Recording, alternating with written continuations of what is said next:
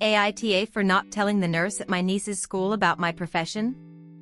AITA 29F was supposed to pick up my niece, Sophie 7F, from elementary school and spend a day with her. It was all mentioned before to the school and I've picked her up a few times before. Sophie was running towards me, but unfortunately she tripped and fell down. Her knee was bruised and she started crying like crazy. I took her to the nurse's office immediately. The nurse was in her early 20s and helped Sophie with cleaning up her wound and dressing.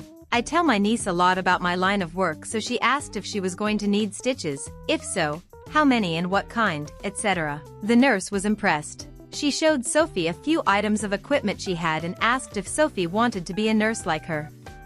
Sophie said no, she wanted to be a doctor like her aunt, aka me. The nurse got a bit upset and asked me why I didn't say anything about this. I was honestly confused. I was like, why would I need to even mention it? I even threw in a compliment saying she was quite good at her job and I enjoyed witnessing a professional at work. She said I was being too generous with my comments. I told her I was being honest and thanked her for taking care of Sophie's knee. Right when Sophie and I were leaving, she said she'd never be able to guess my line of work correctly because I look better than most of my colleagues. I thanked her again and said I appreciated her help.